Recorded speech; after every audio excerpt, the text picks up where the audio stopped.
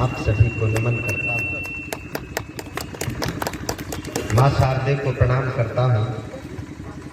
सभी हमारे मंच पर बड़े दिग्गज कवि मौजूद हैं, सभी को प्रणाम बंदन अभिनंदन करता हूँ।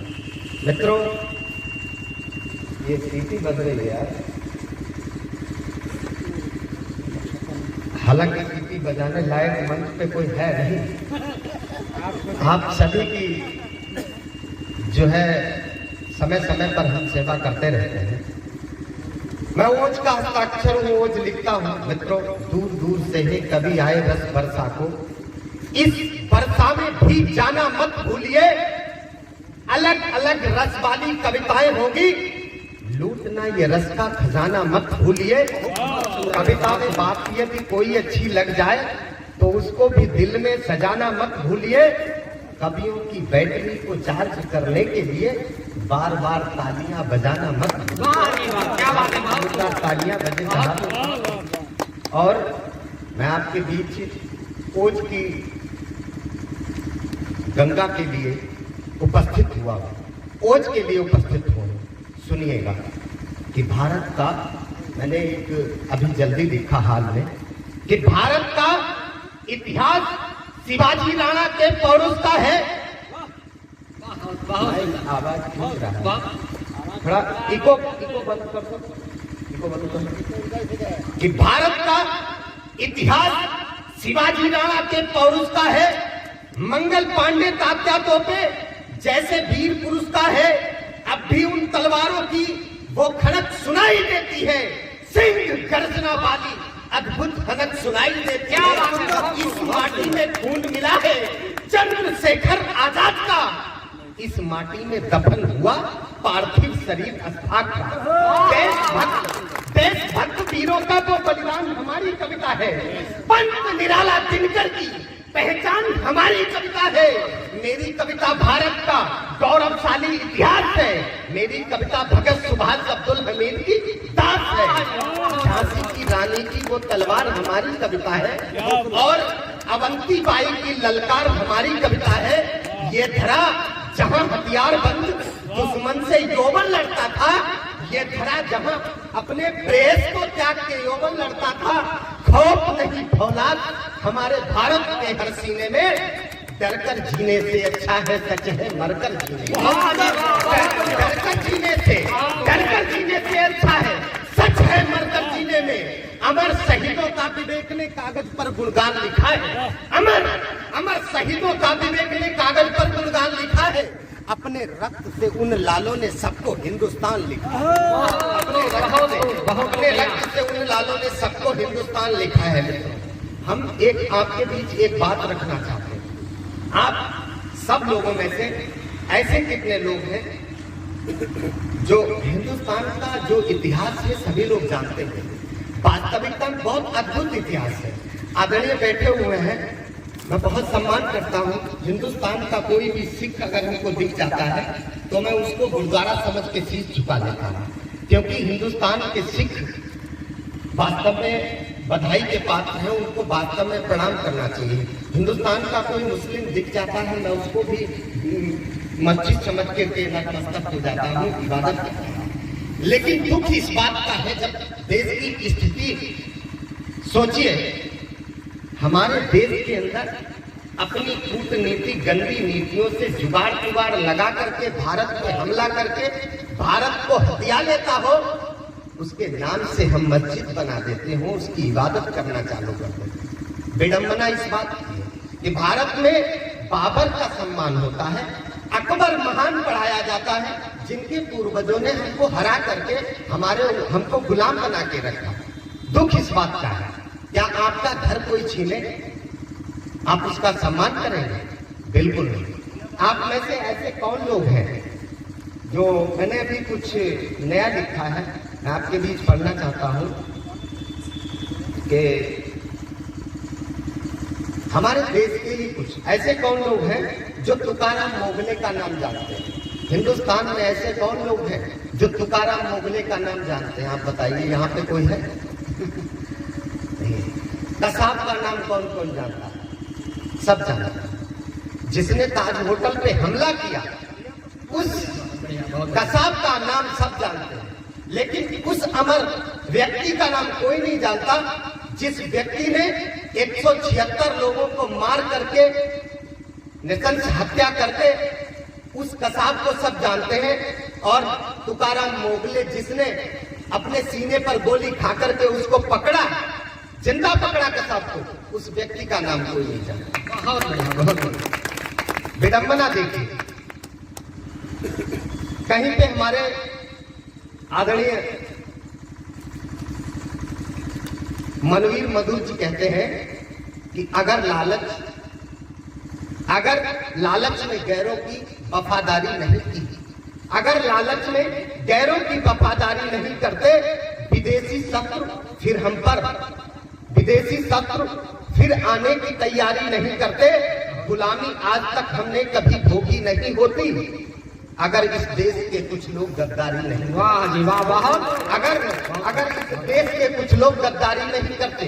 और मित्रों, मैं कहना चाहता हूं कि देश की स्थिति वास्तव में बहुत अजीबोगरीब है कि झील पर पानी बरसता है, किसी शायर ने कहा, अदम गौड़वी जी कहते हैं कि झील पर पानी बरसता है हमारे देश में, खेत पानी को तरसता है हमारे देश में, कुछ वकीलों और लीडरों को, कुछ वकीलों, लीडरों और पागलों को छोड़कर कौन खुलकर आज हंसता है हमारे देश में, कौन खुलकर आज हंसता है हमारे देश में। मैं अपनी कविता पढ़ना चाहता हूँ, सुनिएगा।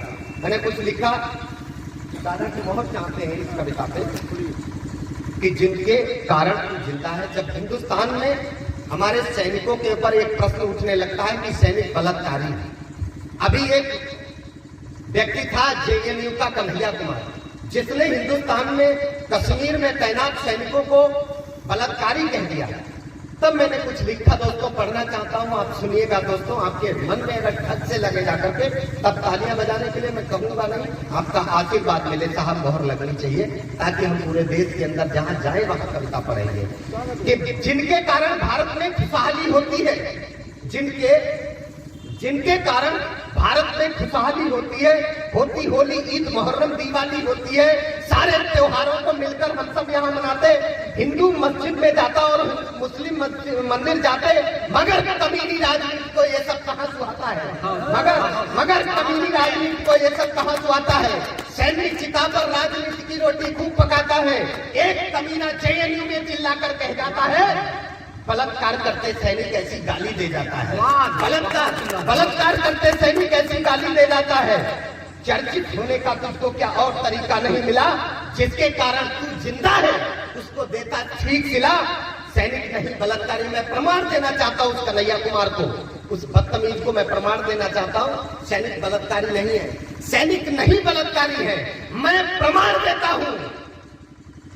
सुने कन्हैया, कान खोलकर मैं तुझसे कहता हूं, सैनिक बलात्कार करते पैदा गद्दार नहीं होते, देशभक्त पैदा होते, आतंकी मक्कार नहीं होते।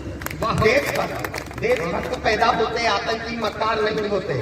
और दोस्तों, जब हिंदुस्तान में इस तरीके के प्रश्न उठने लगते हो दादा, जब कहा जाने लगता हो राम काल्पनिक है, रामायण काल्पनिक है, जब ये कहा जाने लगता हो कि रामायण के सारे किरदार काल्पनिक हैं, हमारे राम पे प्रश्न उठाया जाने लगता हो, तब पढ़ना चाहता हूं कि 18 इस चीज पे तुम विश्वास करोगे, अयोध्या पर विश्वास नहीं कर रहे हो, कोई ऐसी चीज पर विश्वास नहीं कर रहे हो जो वर्तमान में है, मिल रहे हैं जिसके साक्ष्य। 1857 की झांसी पर विश्वास करोगे क्या? तुम भगत सिंह की फांसी पर विश्वास करोगे?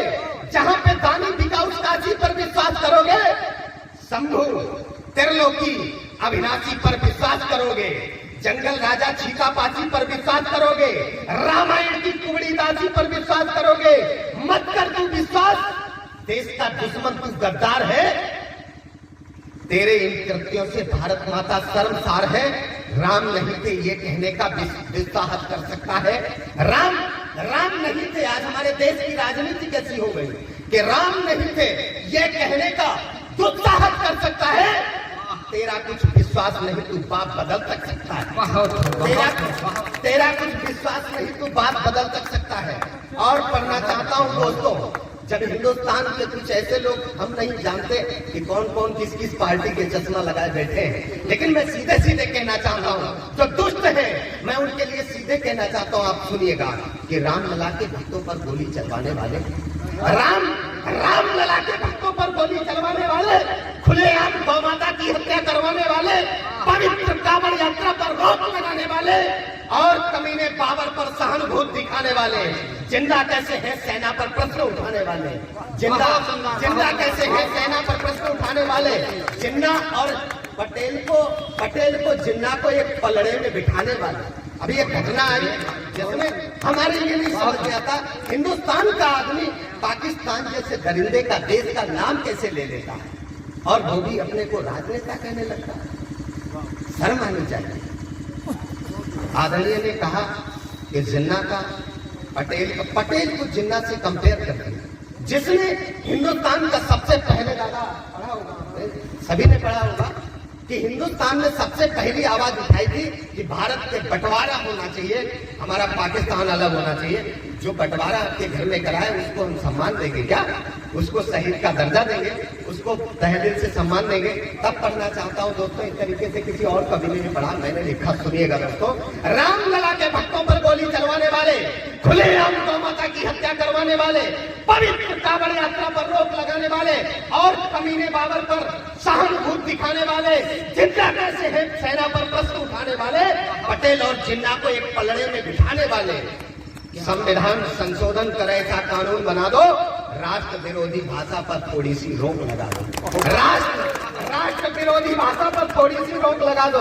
और पढ़ना चाहता हूं मित्रों, हम कर्जा खाए बैठे, आदरणीय पवार जी ने लिखा कहीं पे, डॉक्टर अजय पवार ने लिखा, हम कर्जा खाए बैठे गुरु गोविंद की कुर्बानी का, हम क्या एहसान चुकाएंगे इनकी आंखों की पानी का। हम इनकी गणना करते हैं आजादी के आधारों में, जिनके दो बेटे जिनके सम्मुख चुन गए दीवारों, जिनके सम्मुख चुन गए दीवारों में। पवार जी ने लिखा, मैं पढ़ना चाहता हूं, सुनिएगा। बच्चों को पढ़ाया यदि बाबर हुमायूं को, तो दादा बच्चों को पढ़ाया यदि बाबर हुमायूं को, तो महाराणा प्रताप की कहानी नहीं जानेंगे। बच्चों को पढ़ाया यदि बाबर हुमायूं को, तो महाराणा प्रताप की कहानी नहीं जानेंगे। अकबर जहांगीर चंगेजों को पढ़ाया यदि गुरु गोविंद सिंह की कुर्बानी नहीं जानेंगे। सर कटा के मुगलों से लड़ता रहा जो लाल, तोगा सिंह जैसे खून की रवानी नहीं जानेंगे।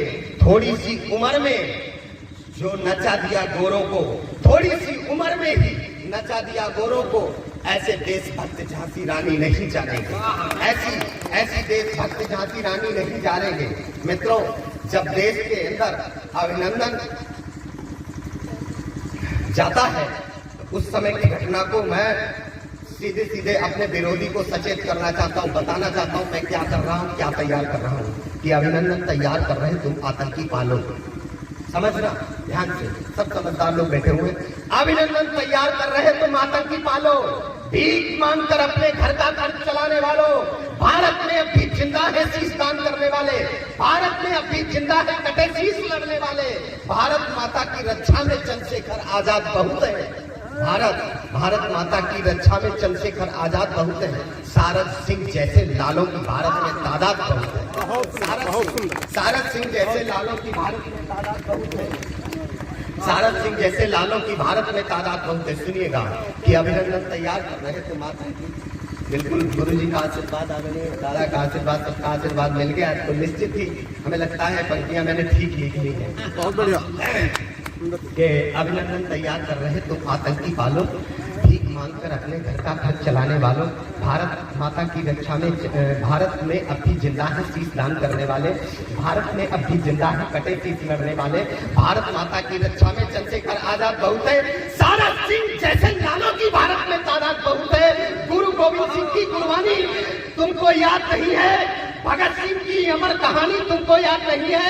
मेवाड़ी राणा सांगा की ताकत का एहसास करोगे, फिर से राणा के चेतक की टापू की आवाज सुनोगे, फिर से राणा के चेतक के टापू की आवाज सुनोगे। सुनिएगा दोस्तों, ये दादा का आशीर्वाद चाहते हैं। कलम के लिए लिखा है कि मेरी कलम क्रांति है, मेरी कलम शांति है, मेरी कलम हमीद है, जो माँ पर हुआ शहीद है, मेरी कलम गरीबी है, सबके बहुत करीबी है, मेरी कलम कुरान है, मुस्लिम का ईमान है, कलम हमारी गीता है, रामायण की सीता है, कलम मेरी इस्पात है, सारस सिंह के चिता की राख है। कलम मेरी इस्पात है, सारस सिंह के चिता की राख है, और कलम मेरी तलवार है, कलम मेरी अंगार है, कलम हमारी बड़ी है, अपराधियों की हथकड़ी है, कलम मेरी आजाद है, आबाद है, चंद्रशेखर आजाद है, कलम मेरी मासी है, कलम हमारी मासी है, भगत सिंह की फांसी है, भगत सिंह की फांसी। बहुत सुंदर भैया, बहुत सुंदर। बहुत सुंदर भैया, बहुत बहुत धन्यवाद आपसे।